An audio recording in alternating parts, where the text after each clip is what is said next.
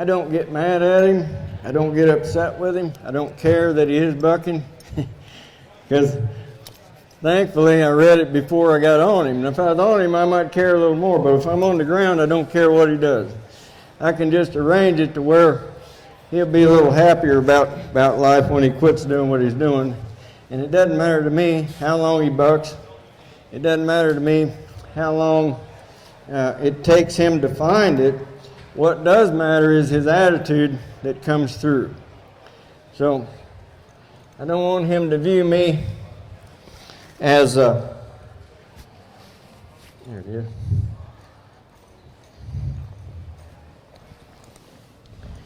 I don't want him to view me as the problem. I want him to know that the problem is his attitude and what he's doing at the moment. That's the problem. So when his attitude changes and he quits doing what it is that I didn't want him to do, and he feels this peaceful spot of nothing, then we've got something that we can work with. What I'm doing is going to put a little canvassing on him. So how did he know that when he was bucking and you increased the RPM that flagging you worked the problem? She wanted to know how did the horse know that when I stepped up the RPMs, or it looked like I stepped up the RPMs, how did he know I wasn't the problem? The fact is, I didn't step it up more than he was exerting himself. I met him with the same level of energy that he was trying to buck that saddle off in, and stayed there with it until I saw a hint of try. And when that try came through, then he got to step. He's the one that actually put the release in. I didn't.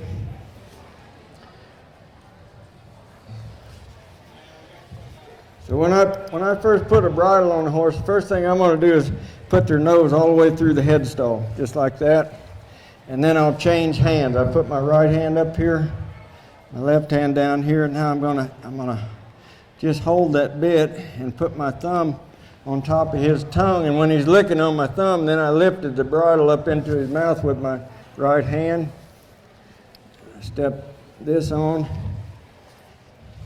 Headstall's too long, so I'll adjust it.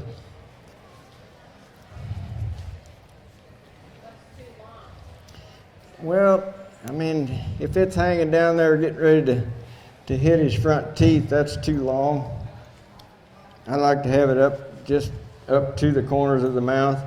Some horses that want to put their tongue over the bit pretty regularly, I'll play with it. Sometimes I'll put it up high, sometimes I'll put it low, and just wait on them to find that spot where it's comfortable for them to carry that bit.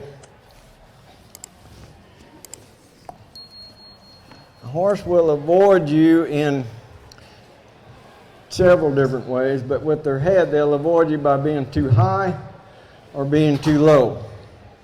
And I'm not sure that being too low isn't almost a bigger detriment than being too high. I didn't used to always think that way, but if you've got a horse's nose up, you got his head up in the air, and you're going long, he's probably not likely to buck you off. If you've got a horse that's pulling you over his head to get his head down between his legs, there's a good chance that he might use that for an excuse. So I kind of like my horses looking out through the bridle. Yes, I want them soft, and I want them to carry that head, fairly low when they're in a good state of mind. But when I'm unsure about what's going to happen to a horse, I want that head up a little bit. I want to have it up in a way that I can direct down to those feet and have a better chance of having a good outcome. So I'm gonna tie these reins up here around the saddle horn in kind of a similar fashion that an overcheck on a driving horse would do. In other words, to keep him from getting the head too low.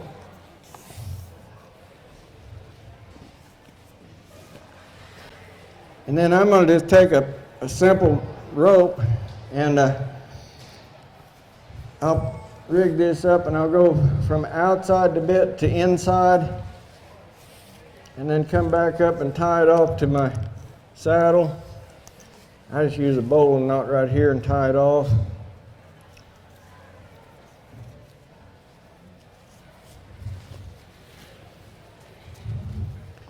And then find the other end of that rope.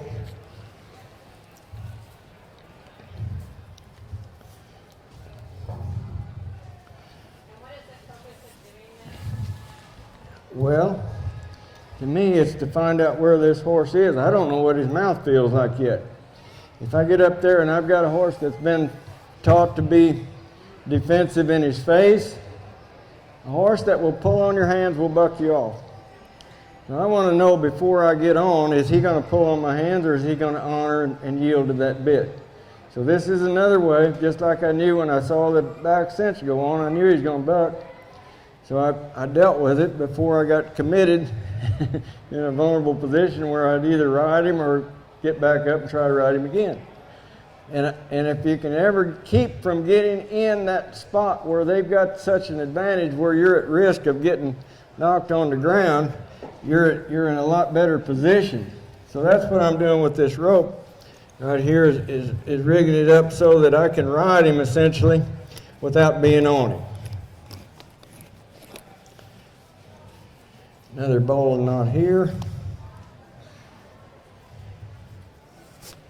Now this part of the line that comes back to the saddle has a more similar feel to what when I get on his back my reins will have. So that's the reason I want this draw rein top fashion fixed up on my drive lines.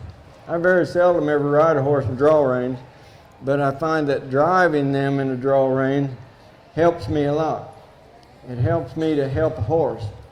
And so we'll get his feet moving here, see what happens.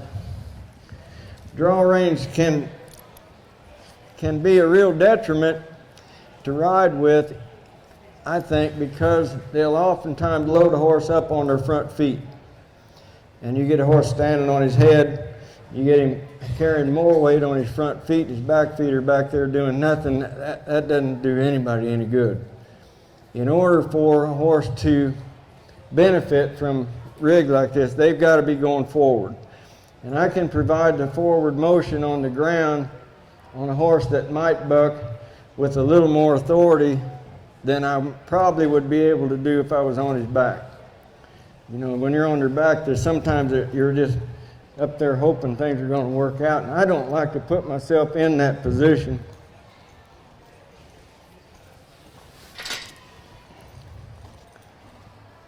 This is a tool that I think is such a valuable tool. Let's say that you carry this rope with you and you come up on something when you're out riding, maybe it's a ditch or something your horse doesn't want to go through. If you try to ride him through, you might get into a battle there that horse wins by not going through, or he gets scared and something happens or whatever, you know, you're too vulnerable there to help him. You can get off and put this on and then bring him back up to that ditch. See him wanting to hide behind them shoulders and face up there. This also gives him a chance to feel that rope down there around them back feet.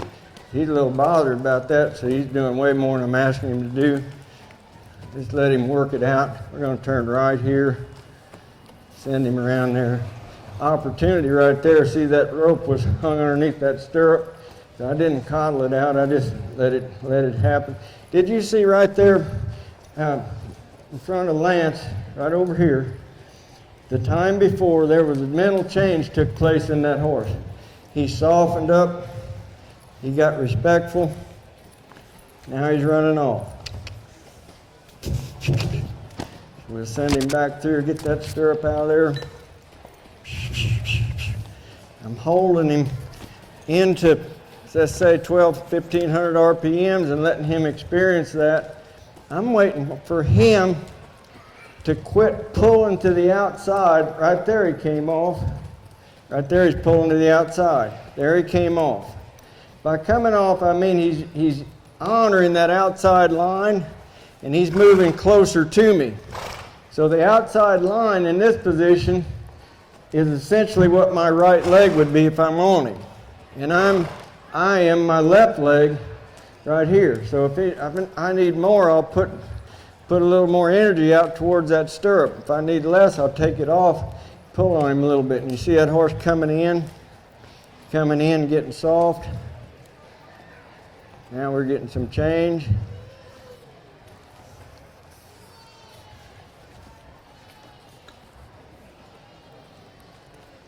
Now he's got a much more respectful attitude, very willing. Just get stopped right there. I didn't say dance around, I said let's get stopped.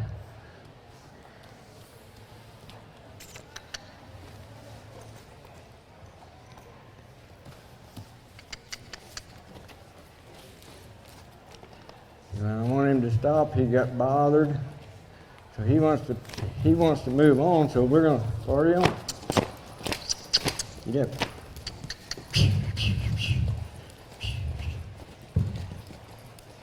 There we go. He quit pulling on my hands. He got soft, carrying himself pretty nicely. Just go over here and get stopped right there.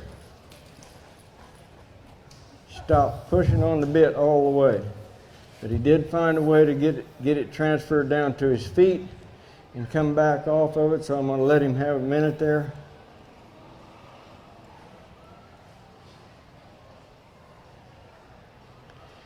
These times of pause on the other side of doing something, especially on a horse that's been a little bit troubled, are so valuable. Without them, the horse can't find out where he's okay. But with them, the horse's confidence comes up. See, he shouldn't be bothered when I reach up there and touch him with that flag, but he doesn't know that yet, because all I've done most of the time with this flag is used it as a tool to get him to move. So he thought, well, it's getting close. I need to move again. I want him to turn to the left here, just with his front feet, and walk on. Get stopped here where he didn't want to stop a minute ago. Very good.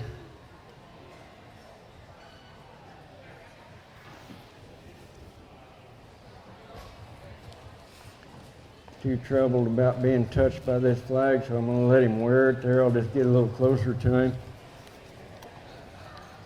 I got to see what he's going to be like when my head gets up here. See, he didn't like my head up there.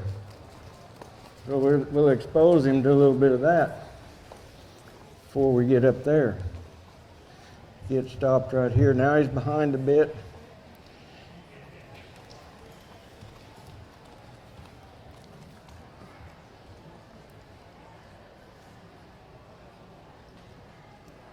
All right. I think we're in pretty good shape now. I'm going to see how the cinch is